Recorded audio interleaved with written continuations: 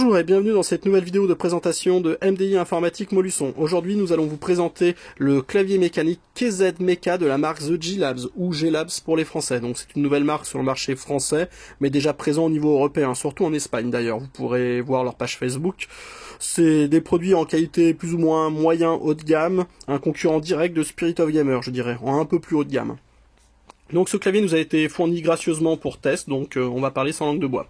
C'est un clavier donc lumineux à couleur. Alors attention, ce n'est pas un RGB, c'est-à-dire que chaque touche ne fait pas différentes couleurs, mais c'est des lignes de couleurs. On le verra mieux tout à l'heure quand on éteindra la lumière, avec plein de fonctions de clignotage et tout ce qui passe avec.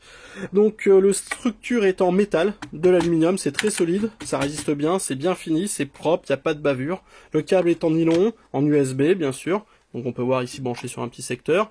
Une petite notice est fournie avec ici, ce qui nous explique les grandes fonctions de base pour enregistrer, programmer ces touches. Oui, car ils sont programmables. Donc ils annoncent 50 millions de frappes, une structure en métal ultra résistante, 104 touches rétroéclairées individuelles, une fonction NK Rollover qui est tout simplement une multitude de touches pressées simultanément sans bip bip dans Windows. Le câble fait 1m80, mais je vous l'ai peut-être déjà dit. Enfin voilà. Donc les touches sont en français. Bien sûr, comme c'est un clavier mécanique, on peut les retirer avec le petit adaptateur fourni ici.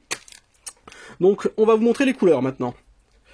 Alors, voilà, bon c'est pas le mieux, mais on va essayer de faire comme on peut. Donc tout est contrôlé par la touche FN, plus le pavé de contrôle ici. Donc en fonction de ce qu'on appuie, vous voyez, là c'est le serpentin, ok, et les couleurs vont rester en bas. Puis ça va continuer jusqu'à s'empiler. Après, nous avons un mode, alors là je viens de l'éteindre, hop, pression arc-en-ciel, où qu'on appuie, c'est l'explosion on va dire, poum, poum, on continue, donc là c'est le mode vague en fait, si vous faites attention, ça fait des vagues, on continue, là nous allons avoir le mode pulsation, donc il pulse, et là nous avons le mode qui mémorise chacune des touches et les fait disparaître.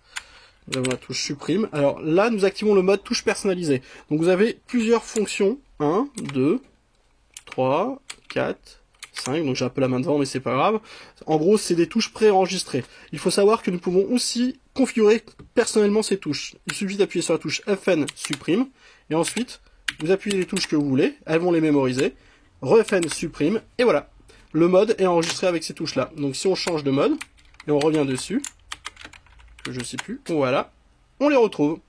Donc le gros point fort de ce clavier mécanique est surtout son prix, car il est annoncé à un prix public inférieur de 80 €, donc 79 € et sans doute 90 centimes par-ci par-là. Il est pour le moment pas encore disponible au magasin, ça ne va pas tarder, mais franchement c'est un bon produit. En clavier mécanique on n'a pas trouvé moins cher avec cette finition et cette qualité là. Donc je recommande vivement.